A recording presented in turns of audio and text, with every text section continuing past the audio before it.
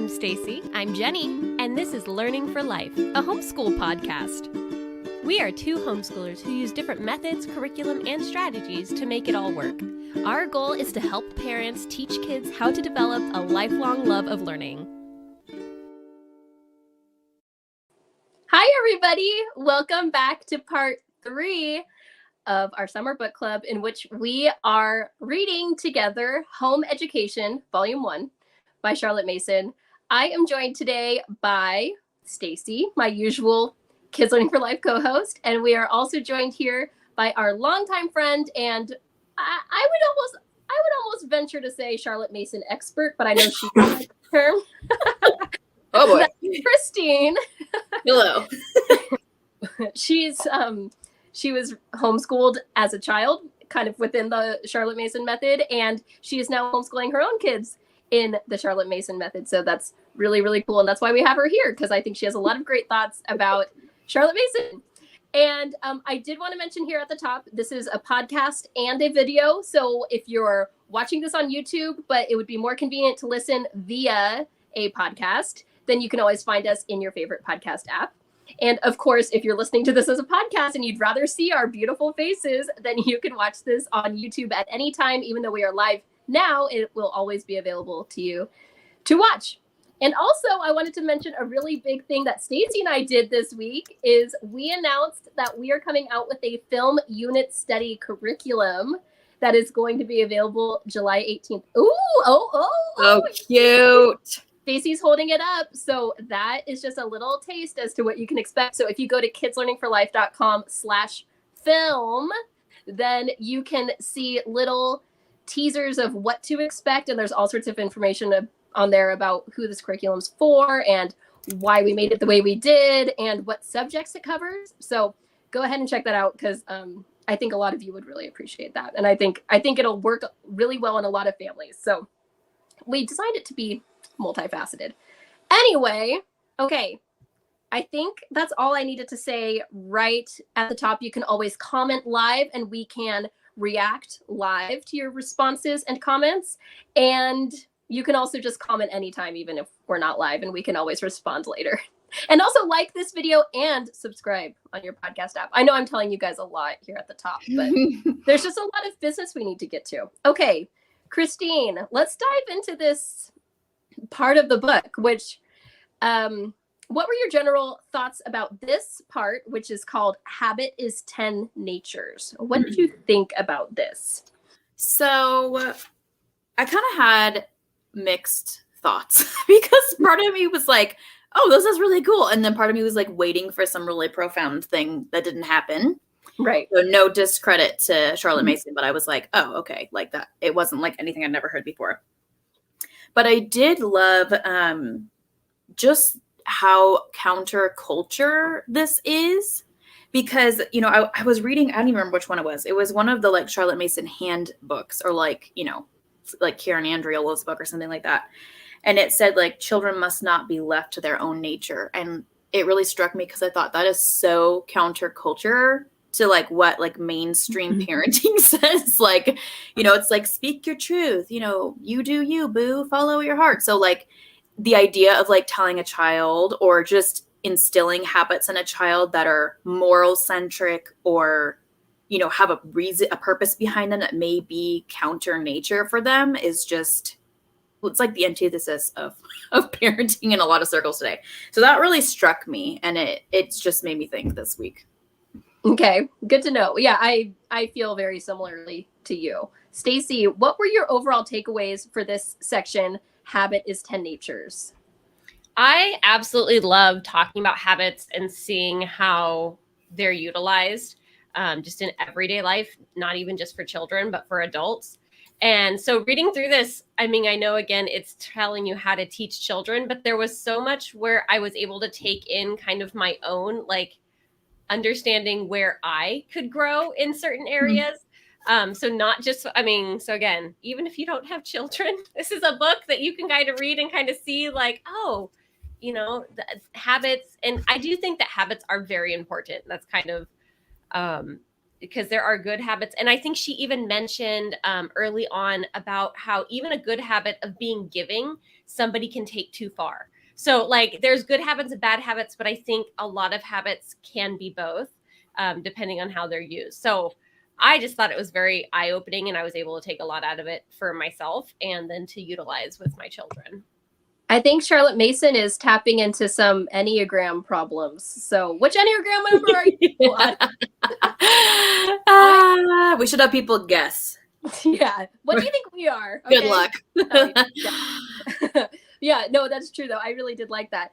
I had similar thoughts to you guys. I think that the topic of habits is really interesting, and we're going to get more into habits into the next section as well. So, and I think I was kind of expecting this section to be, okay, how do we create good habits? And it is kind of talking about that, but it's more talking about why habits are important to us. Good habits are important to establish. So it wasn't, I mean, I'm not a big nonfiction or self-help reader. So this part to me was kind of like, it felt, of course it felt counterculture, but it also kind of felt like a self-help book to me, like trying to convince me to do something better in my life. And I don't want people nagging at me. So I'm like, but I got through it, and I do think that there were some interesting takeaways. So, yeah, I guess, Christine, is there anything that you wanted to kind of jump off with? Like, were there any topics that you wanted to talk about first?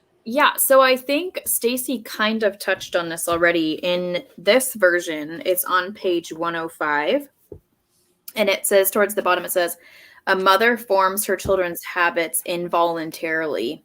So I think just like the reality that your children are forming habits, whether you want them to or not, like I think it's something that everyone needs to acknowledge. Like, I am teaching my children habits, period. It's just like, what habits am I teaching them? So you can be really intentional. I mean, like, all of our kids are going to pick up bad habits from us for sure, because none of us are perfect. But, you know, we can be really intentional and pass on really good habits, or pass on really terrible habits. So I was kind of curious to hear from you guys. Like, obviously she doesn't go into a lot of details like you just mentioned, Jenny. I think that kind of comes, but she's just kind of like scratching the surface.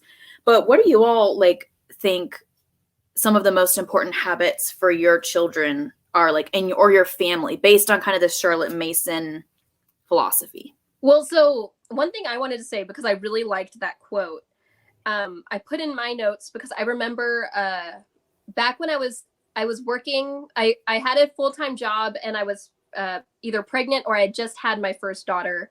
And my boss there is kind of like a lifelong mentor to me even now. But I remember back then, and she's like, you know, she's like older. She had grown kids by this point. And I remember she told me like this parenting advice that really stuck with me. And basically it was, you raise the children that you can tolerate. Mm-hmm. So basically you're going to allow things that you feel like you can allow, whether you mean to or not. And you need to make sure that if there are habits that you don't want your kids falling into, then you're going to deal with those, because those are the things that are completely unacceptable to you. So that's what it kind of reminded me of, is the importance of, you know, setting expectations and forming good habits. For me personally, I mean, our biggest habit, I mean, I will be the first to say that habits are something that we really are lacking in our house. Well, in a way, I mean, I guess it depends on how you look at it, but our schedule is just so chaotic because of just things come up randomly, and we also have all sorts of things going on our property at all times. So it's like, I don't feel like habits, I struggle with habits because I feel like no 2 days for us are ever the same. So it's like, how do you create a habit in that way when, like, after breakfast today, we have to go to the feed store because we have a new baby goat that we have to get something for, or, you know, whatever. Or, oh, daddy, something just came up for work for daddy, so we can't do that thing that we said we were going to do. So for us, the biggest habit is like just sitting down and doing school after breakfast. And we do school pretty much every day. I even did it on 4th of July. Stacey secretly judged me.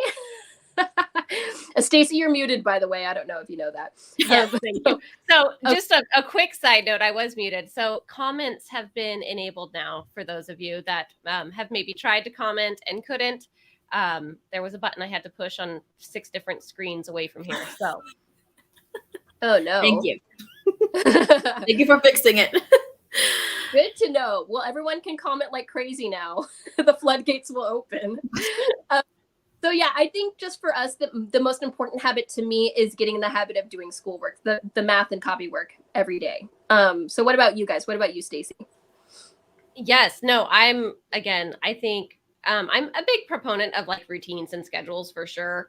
And kind of doing it basically every day. And so I don't know if I'm like jumping ahead here, but I really found the part where she was talking about the example of teaching the boy to like close the door. Mm-hmm. And one thing that I found with this was I think nowadays, or especially for me, I can see so many things that I want to fix. And especially when you have multiple children, it's like, okay, I want to fix this, or I need to train this habit, or whatever it is with all multiple children, that it's a lot for me to process.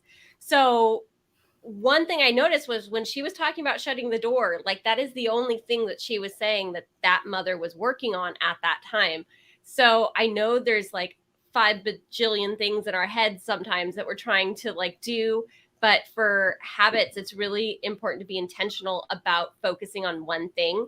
And so like in our household, I'm really trying to make sure that all of the dishes get off the table and into the sink, hopefully the dishwasher, that would be cool too. But at least like off the table. And so, but some of it comes down to, I have to look at myself. Like, am I being consistent? Am I letting them leave the table and not have to do it? And so just when I was listening to that, it was like, but what else am I trying to do? I'm also trying to get them to pick up their room. I'm trying to get them to do school daily. And so there's like all these different things. But I think when you really stop and focus at one thing at a time, instead of trying to do 10 habits at once, just really being intentional with one habit at a time, I think you will find more success in what ends up happening. Yeah. What about you, Christine? I'm curious to hear. Yeah. Well, first I want to comment on something each of you said. So, Stacey, when you were talking, it was really reminding me of that statement that says more is caught than is taught. And I think that you're so right that sometimes we can like, be naggy and be like, do this, like pick up your shoes, like, and it's like, it's so exhausting. And yet like our kids are learning so many other positive things from us by the way that we model them. So sometimes it's not, we can't make it this huge thing. Like you were saying, I mean, that's exhausting. My gosh. Like if I wrote down a list of all the habits I wish my kids had, I would be super depressed. I would be like, forget this whole thing. So I love that you mentioned that because it's so true. Just one little thing at a time. Even us, like if I'm trying to create new habits, anytime I've been like, oh, it's New Year's and I'm going to go to the gym, I'm going to drink water, I'm going to eat healthy. Like that is not sustainable. Like that's just not going to work. So one at a time is really great. And then Jenny, when you were talking about habits, it was funny because I was thinking, I think you have taught your kids some really great habits. And one of them is being flexible because like when you're like, hey, we have to adjust and do this, like some kids never learn that because they've never had to do that. So I think that even though it might look different than like, having like a structured, this is what we do every day, like it's still habits that you're teaching your kids, which I think is really cool. Well, I appreciate that. Yeah. Your kids I think they're super easygoing. I mean, I'm biased because I like all your children, but still. So for me, habits are something that I probably spend an unusual amount of time thinking about and working on in myself. So I think I end up doing that with my kids, maybe to a fault, but some of the habits that are really important to me with them are, I guess, really tied to manners. Like it's really important to me that my kids say thank you and that they're grateful. Not in like a fake way, because both of my kids are super, super quiet and reserved when they're around people they don't know. But it's like a pet peeve of mine that they will be like appreciative and respectful to other people. So like it's something that I'm constantly modeling to them. And then also really like drilling into them, like say thank you, like, and like, why are we saying thank you? And why are we going to be grateful? So those things I think are really important to me. And then also just the habit of reading is really important to me because I just feel like if you can love reading, you can love to learn, and there's nothing that you can't learn. So that's kind of my default is like, we're going to read and we're going to, learn to like it. And we're going to work through like, there's going to be times when you don't enjoy it, and we're going to just learn to enjoy it and embrace that it's not super fun right now, but that's okay. And then I think the other third, like big one for me is just having quiet time. And like, you can think about in the sense of like time, in the word, but also just like quiet time, like time to let your brain be on its own, because I think that's so important and maybe something that's kind of undervalued. And I think a lot of other habits are kind of hinged on that one. So those are probably my top 3. I like those. I like the reading one. And I think that does lend itself well to Charlotte Mason. Actually, all of those do. But I think you're right. As long as the child knows how to read and likes to read and at least feels comfortable with reading, then I feel like they can really do anything. And this is why I don't know if I want to open up a can of worms, but this is something we all kind of talk about. Sometimes it's like, do we really need all this curriculum? Like, do we need all this? Or should we just like have good habits about reading that want this to be a 3-hour-long podcast? I know. I just sent you a Voxer like 12 minutes long today about this. Can of worms. Christine like looked down at the time of this Voxer message and was like, oh my gosh, I've been here for a while. Anyway, curriculum's a scam. No, I'm just kidding. I think it's such a good point though. Like when we have really great habits, we can kind of make anything work, right? Yeah. And I think sometimes if like we want to try to put so many systems, and curriculum is a great example of like curriculum can kind of cover up really bad habits. Like you can be a kid that tests really well. Like I was never this kid, even being homeschooled. Like now if you give me a test, I'm like, oh my gosh, what year did that happen? Like I freak out. So you can kind of cover up like not really absorbing information or being distracted when it's like, if you're just asking a kid what they know about something, like there's not a lot to hide behind. Yeah. Well, I want to talk about something. It actually comes up very early in this section. And this is the whole comparison of habit to like a tool. So I want to read this quick quote. I kind of paraphrase this here. So habit in the hands of the mother is as his wheel to the potter, his knife to the carver, the instrument by means of which she turns out the design she has already conceived in her brain. And so Stacey, I wanted to hear what you thought maybe about that section, because I thought that quote was really profound, actually. That is so funny, because I have the exact same quote on mine. It's worded differently since I'm using the different version, but that is the same quote, because I found this, since it's right at the beginning, it really kind of set me up for like understanding what we're going to be talking about and how important this really sets the tone for how important she thinks habits are. And so, I mean, really, they, like we've talked about before, we've got good habits, bad habits. And then we'll get into this a little bit later, but like what's nature, what's habit, and the difference between those two things. But being able to know about habits and utilize them to your advantage as a parent can really help you really have your children grow and learn good habits, and in sense, teaching them how to be good humans overall. Yeah, so habits, the whole habit training component to Charlotte Mason is actually one of my favorite things about the Charlotte Mason kind of method of education, which is, I mean, I say that about every component probably. So, except narration. I don't like narration, but we've talked about that before. I just struggle with it. But habits, I think, are really, really important, especially with education. And I think that whole quote about how to use habits in a child to help them grow or help them progress or whatever, like it can all be applied to education. Obviously, we're talking about education here.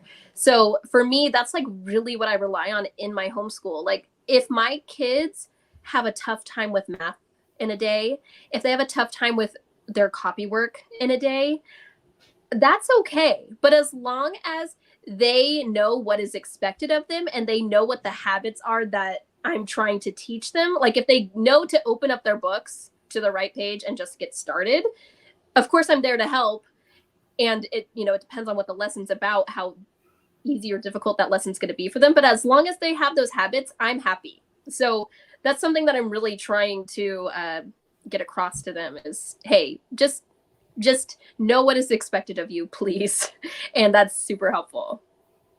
Yeah, I really like what you both just shared. On page 100, which I think comes like at the tail end of the quote you were just sharing, it says children should be saved the effort of decision. And I think this is like another element of why habits are so awesome, because you're saving your kid the effort of having to sit there and be like, okay, what's the right thing to do? Or what am I supposed to do next? Or, hey, like this happened. What am I supposed to do now? Because making decisions, like that's exhausting. It actually is. Like there's been books written about like what happens in your brain when you have to make a decision about something. And this is why like media, the way we consume it now is actually so draining, because everything you see, you're having to decide like, what am I going to think about this or do? And so I loved that she brought that up, because I think it's just so true. Like even aside from education, just functioning in life in general, like what am I supposed to do? Even like habits of like getting up in the morning. Like what do you do when you get up? Like you go to the bathroom, you brush your teeth, you do whatever. And the more you do that, the less you have to think about it. You just do it. And it saves so much effort. Right. Yeah, I do like that section. I forgot to make a note about that, but I do really like that because that's part of what I do with school. This is why I'm trying to keep everything so minimal at this point, is like, let's just do what is here on the page. And also, I mean, bonus, I don't have to worry about creating a situation for them. I just open the page. I already have it set up, or it's already set up by someone else probably, or it's on the Ambleside Online schedule. So definitely set up by someone else. And I don't have to think about it. This is what we're reading today. Okay. And also I think that not only does the infinity of decision kind of paralyze people, but also, where was I going with this? It might just lead to better behavior, as far as there's no wiggle room. If you're saying, hey, this is what we're doing, creating those good habits, then there's no wiggle room for them to get out of it. And I think this goes back to the whole shut the door thing, where eventually you reach this point where you're like, oh, but they've been doing such a good job and they're so busy. Like, I'm not going to make them come back. But that's like undoing all your hard work. So I thought my favorite part of this whole part, spoiler alert, is that shut the door after you part, because it was actually the one like practical application or like example that was given. Because a lot of this part, which we can kind of get into now, is more like the nature versus nurture, like the human nature and all that stuff, and like the physiology of habit, I think, is the section. So I wanted to hear your thoughts, maybe if we move on just a little bit or a little forward, unless anyone wanted to add anything else to the last point. Okay, so what was that section called? Well, the next section I had a bunch of notes on was section 5. I don't know if that's the next one we're on, the laying down the lines of habit. Yeah, let's just move on to that. Because I think the one before that was a little bit short. We kind of already covered it. So this one, I thought this was really cool. So I think the second point in here says, we think as we are accustomed to think, which really reminded me of the Proverbs that says, like, as a man thinks, so he is. And I think that really does tie back to what we were talking about at the beginning too. Like, people, or in this case, your kids, treat you the way you train them to treat you. Like, obviously there's exceptions. There's kids that, are really strong-willed or have really strong emotions. I've got one of those. But at the end of the day, like, they treat you the way you train them to treat you. So if your kid doesn't do all these things you want them to do, you kind of got to ask, like, whose fault is it? It reminds me of, like, Willy Wonka when the Oompa Loompas are, like, singing about, like, Veruca and how, like, bratty she was, and it's like, whose fault is it? The parents, so it's hard because you got to look at yourself and go, oh gosh, but like, it's really not a small feat, like, we don't want to get overwhelmed and bogged down, but the habits that we instill in our kids really do shape the way that they think and shape the way they treat themselves and other people, which is a pretty big deal. Yeah. Well, Stacey, do you have any notes on this section, laying down the lines of habit? Yeah, so this is actually a section that I had mentioned to you guys. I was like all excited. I'm like, yeah, there's a Mary Poppins quote in here, or at least in my version. And you guys are like, what are you talking about Mary Poppins for? And so I don't know. There's like this little section in here that's talking about Mary Poppins, but it's well begun is half done. And I've been actually working with this for like my own self lately, is just, the difference between motivation is not like your willpower to do something, but getting something done, like just getting up and starting is half the battle. So as long as you just get up and do something, or get up and start that habit, or whatever the case may be, getting well begun is half done. So setting that groundwork and getting ready. So Jenny, how you were talking about, making sure that you have this habit not only for your kids to start school every day, but for you to make sure that you are ready. And I know that my homeschool days go so much smoother when I'm just a little bit prepared. And I know that the day before and the day before that, we have like consistently done school. So the more consistent we are with our schedule, I find that the more pleasant homeschooling is, because we all have those days where homeschooling is like, why did I do this? This can't be the way it's supposed to go. But then again, it's kind of that reflection on what kind of groundwork have you already set up for yourself. I find that those days come after like a big holiday, or after we've, had a week off, or after, some sort of change in that schedule. So being able to just get right back on that bandwagon, start laying that foundation again, even if, you do have a habit breaker event, that you just jump right back onto it and not let it just keep getting worse. Yeah, I love that.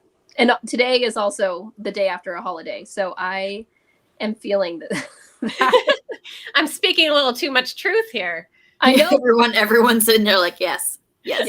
I'm triggered. When you were talking, you know what really stood out to me? I love that you shared that. And the Mary Poppins, like our version didn't have that, obviously. It was pre-Mary Poppins, but I like that. So it was last week, or no, the week before, when Charlotte Mason first was talking about like not like using comparison or competition as a motivator. And when you were talking about consistency, that really stood out to me. I actually wrote this in my book. Like these habits, it's not about comparison or competition, it's about consistency. Because I think sometimes, and we'll get more into this next week, but certain kids' natures or just certain people's natures kind of lend themselves towards good habits more so. Like the habits we value in our culture may be more aligned with certain people's personality traits. Like one of my kids is really tidy, just naturally, like she just is. So it's really no effort for her to pick up her things. Another one of my kids is just very not that. So like it's a lot of effort for her to pick her things up. Like she has to tell her, remind herself. So I think that I love that you were talking about the consistency, because it can be hard if you're comparing yourself. Like, your kids are comparing themselves, or like if I'm comparing myself to somebody else. So I think that with these habits, it's so important to keep in mind like the framework of everything that Charlotte Mason has already laid out, because like the point of these habits is not to get a gold star. It's to set a foundation for the rest of your child's life and for your life. So I think when we keep that in mind, it's easy to have grace, like you were just saying, because there's going to be days where we're like, wow, did not get the things that I need to get done. But the point is like, it's not what you do occasionally, it's what you do most of the time. So that's what matters. And so I loved that you mentioned that, because I think that's a really encouraging reminder. Yeah, it's important also to remember that this book is home education, which this is for years 0 through 9 of a child's life. So a lot of these things she's talking about are about things that we need to do early on in a child's life. So like even in the next section, I don't know if we're ready to move on, but in Physiology of Habit, my notes here literally say a bit dry, but basically explains why good habits should be formed, and then in all caps, early.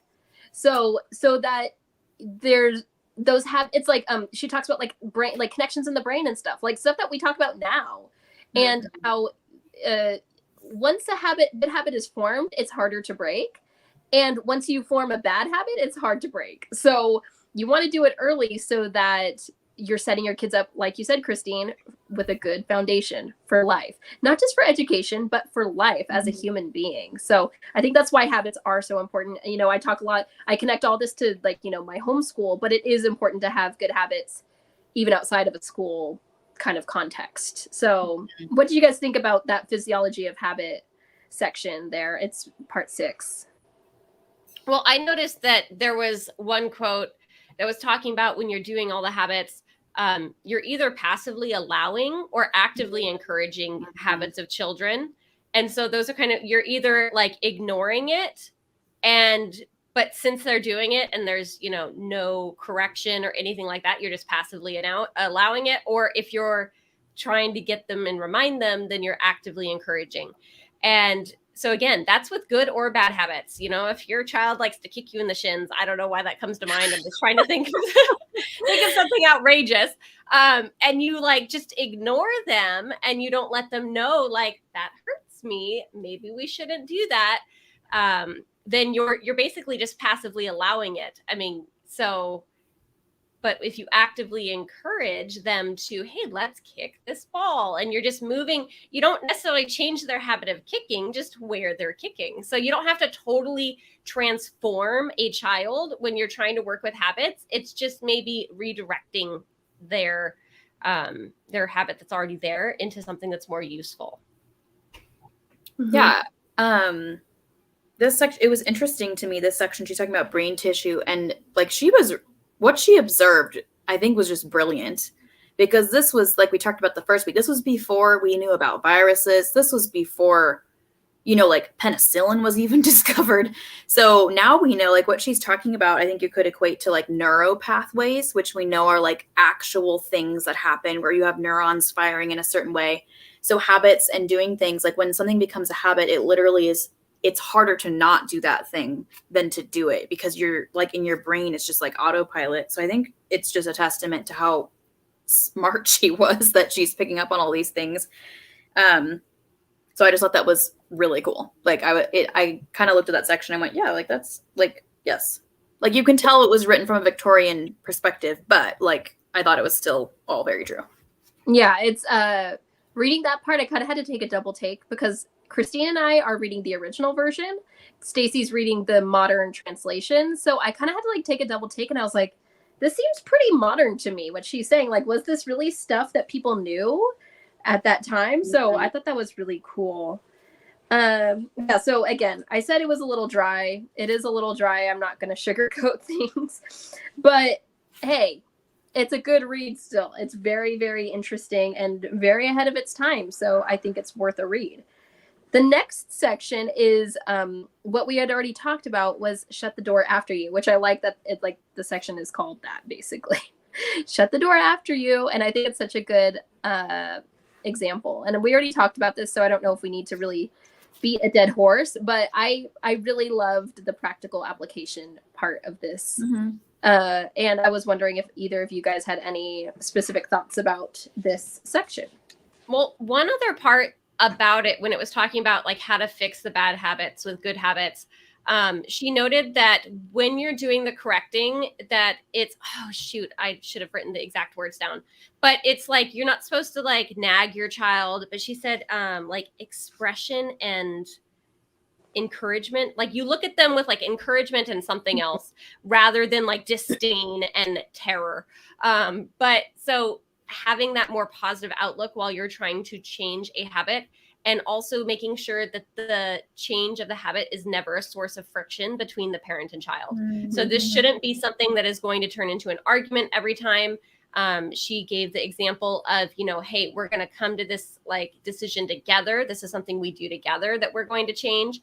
And if you forget, I will help remind you. And so when she did go to remind, she said, remember, I said I'd help you. So here, this is me helping you. And so that's kind of all it was. So I think she gave a second example towards the end of how, like, if it's turning into fights and all of this. So just making sure that it's not an epic battle. Like, it's not supposed to be a battle. If that's the way it's starting to feel, maybe you need to approach it slightly differently. Yeah, I like that. I think it's in the same section, maybe, Stacey, where in our version it says the dangerous stage. This is like the very end of section 7. And she basically saying, like, I'll just read it. It says, now that Johnny always shuts the door, his mother's joy and triumph begin to be mixed with unreasonable pity. Poor child, she says to herself. It's very good of him to take so much pains about doing such a little thing just because he is bid, and she thinks all the time her child is making an effort for her sake, losing sight that the habit has just become easy and natural, and that in fact he shuts the door without knowing he's doing so. So I think that it's such a great reminder that it's not even about us.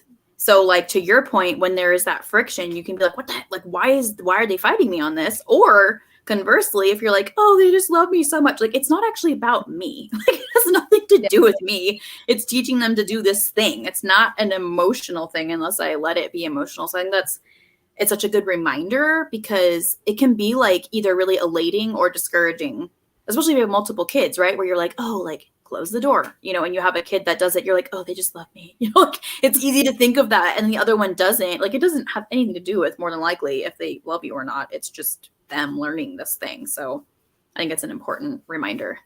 This kind of reminds me of a book that actually, I don't know why it reminds me of this book because I haven't even read the book yet, but I have a book on my bookshelf called Positive Discipline, Positive Parenting, something like that.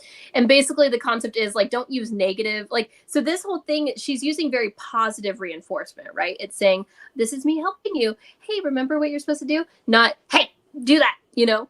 And I think it's so much easier to go towards things in anger. I mean, you see this in so many different situations. Anger is so much easier than compassion a lot of the time. So it's good to just be mindful. And this is like something I really need to work on. So I love that. I think it's also really easy to turn a blind eye too. Like to Stacey's point, I think sometimes we like overcorrect, right? Like we don't want to be angry. So we just like pretend it's not happening or we like redirect without taking the teaching moment to say like, hey, like this is not appropriate. Like, would you want someone to punch you in the face? Like, you know, like to take the moment of like, hey, we're going to talk about this because a lot of kids, especially in this age group, I mean, 5, 6, 7, like they get it. They're not like, I mean, this whole section before this was talking about like children being like born persons. Like I would want someone to tell me if I was being a jerk. Like, yeah. I think sometimes it takes longer to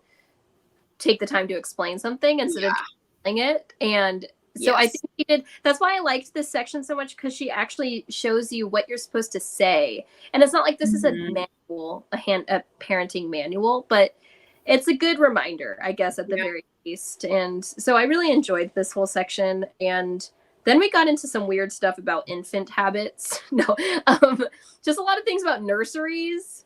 And then it says some branches of infant education. And when I saw that, I was like, what is going on here? But I don't think she's talking about literal infants like newborns. I think she's talking also about like preschool, toddler age. Is that correct? Do you guys think? I would think it was like 1 to 3. Yeah. When she's talking about like baby. I mean, there is definitely infant. I think she means baby, like newborn, can't crawl yet, can't walk. Because she's talking about like the schedules for eating and sleeping and whatnot. But I think there's some of it does kind of creep into that like 1 to 3-year-old range as well. Yeah, like a lot of the stuff she was saying, I feel like in this infant habits part, really I related to with my toddler, she's about to be 3, because it's like, hey, please clean that up. Please clean that up. And it's a lot harder to reason with someone that age, I feel like. Yeah. I think that it was kind of like, you guys are right, it was kind of all over because in some of the section it's talking about like replacing his playthings. I'm like, well, there's no 3-month-old that's gonna be able to do that. But then like in the section of, like in our book, it's regularity and then habits of time and place. It's for sure referencing, in my eyes, like a little infant.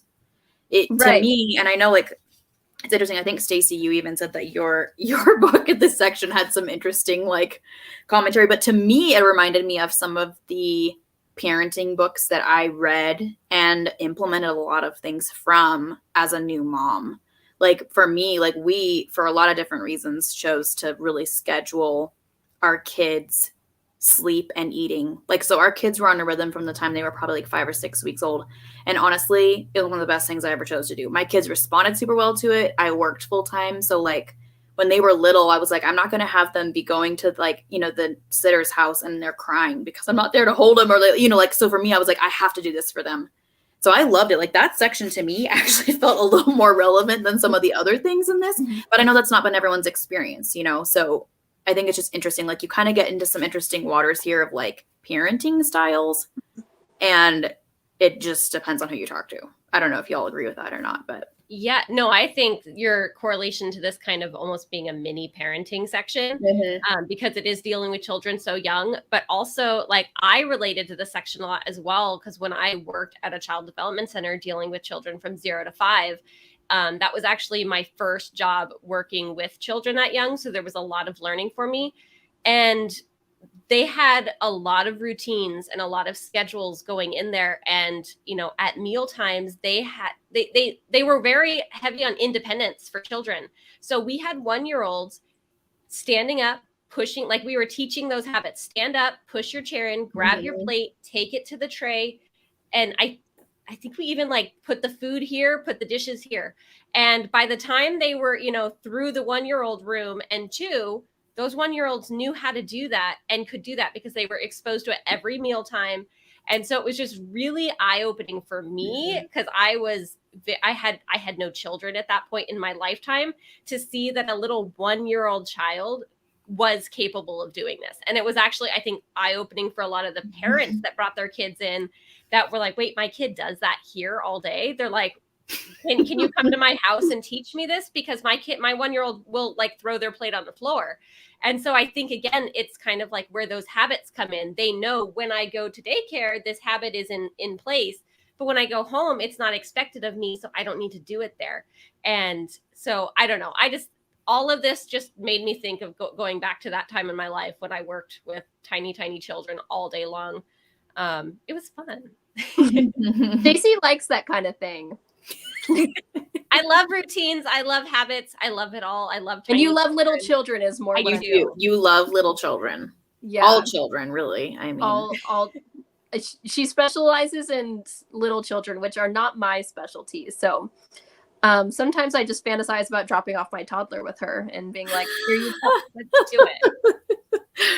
But yeah, I think this, like, my reaction to this is like semi-different, just because like our life was so different because we always had someone staying home with our kids, and I don't know, we just always, I never thought about, I guess my reaction isn't different. I think it's just my perspective is different because I didn't raise my kids like from babies thinking about schedules or whatever. But honestly, kids get in a natural schedule. And I'm mostly kind of talking about like newborns, even like sleep and eating schedule. I had to like pump when I was at work, and that was on a schedule. And that amount that I pumped served my daughter when I wasn't with her.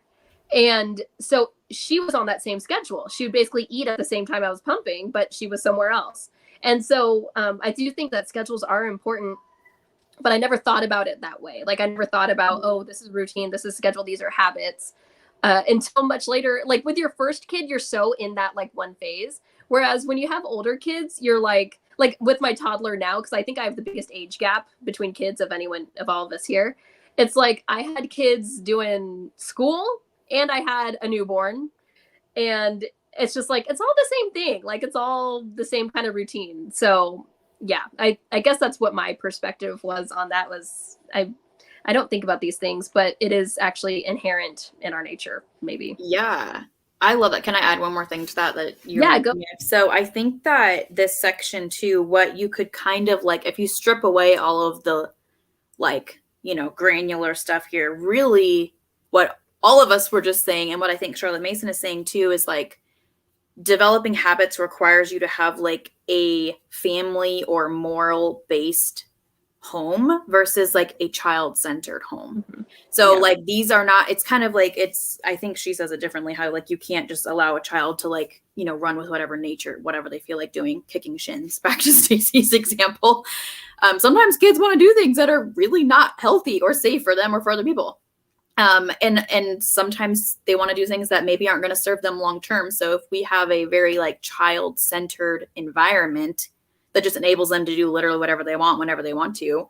And I know that's probably kind of a trigger for some people. I don't like using that word, but I'm sure it probably is, because you just see it. And like, even some homeschooling books that I've read recently, I read it and I'm like, oh my gosh, like for one thing, like this sounds exhausting. I'm not catering everything I'm doing to every single kid. Like, oh, well, this kid would rather learn in the evening, so I'm going to stay up until 10 p.m. to educate. Like, like we're a family unit and we're working towards things together. Like, so we got to have like a standard of like, so like for you, Jenny, like you didn't have like set, schedule, but you did have a rhythm. It was a rhythm of like, this is what we do. Like I pump when I'm at work and you eat when I'm not there. Like you just, so I think it's like, it's just an important distinction to make, because then no matter what style you have of parenting, as long as it's focused on like something other than just appeasing the child itself, I think you're going to get there. Yeah. Yeah, I totally agree with that. Let's see what time. Well, we're getting close to the end here. And actually, we're like kind of towards the very end of this. I don't know if anyone had anything else to say about infant habits, but if we're all done with that, we can move on to physical exercises. which I like. I actually don't like exercising, but I like a lot of the stuff she talked about this, and this is a very short section. So, drill of good manners. I think that's interesting. I really like the habit of music. This is a big one in my house. Was there anything in this section, you guys, that really you have experience with doing in your homes? No. So I've never done Swedish drill. I know. I was going to ask you. No, but I love that she talked about good manners, because I think that does start like really young, and I love that that like ties into physical like exercises. I thought that was cool.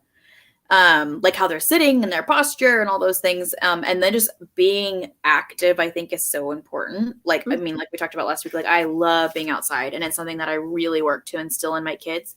So even though like when it's really extreme weather, we might not be as consistent, like we try to be outside and be physically active every day in just some small way. And I think that it really does, like your kids pick up on it because they learn.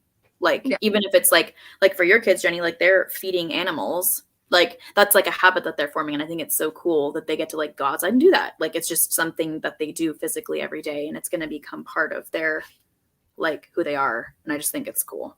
Yeah. And I liked drill of good manners, and that was a good, also Swedish drill, like you just said. That's something that I don't know a lot about, but that's a big Charlotte Mason thing. So I guess I'll have to do a deep dive into that one day.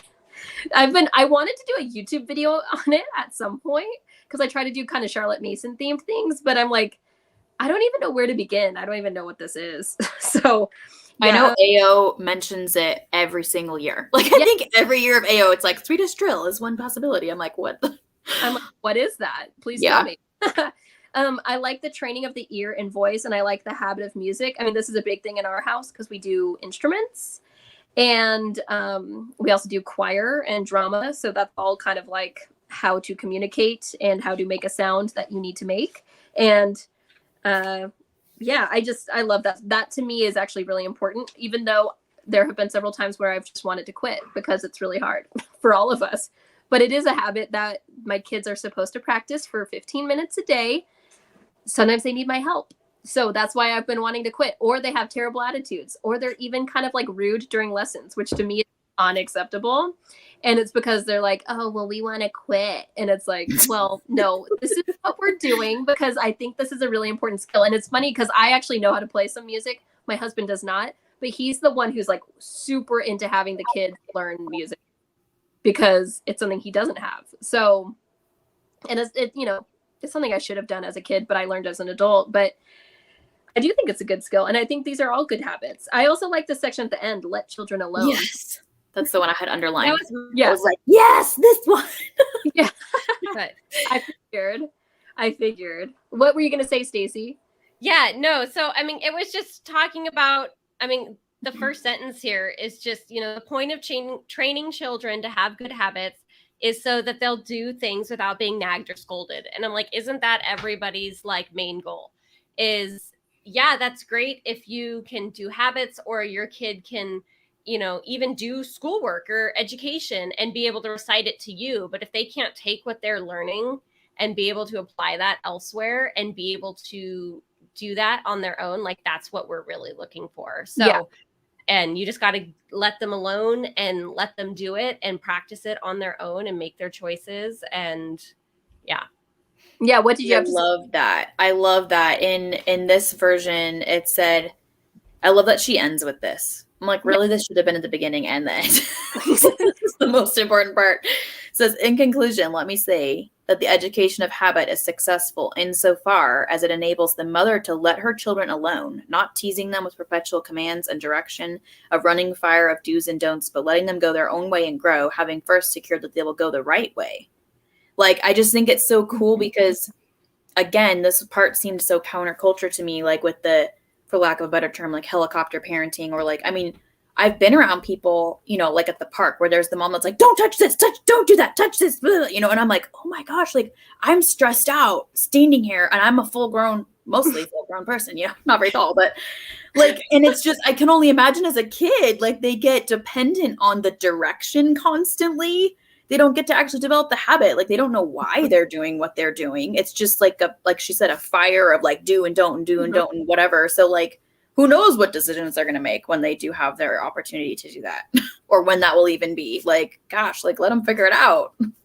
Yeah, I feel very strongly about this because I personally know people who, and I know how they were raised, and they were raised in this way of like helicopter parents, basically. And even being told like which classes to take in high school, because you know how in high school and public school, you can kind of start to choose your electives or like if you're going to do advanced classes or not.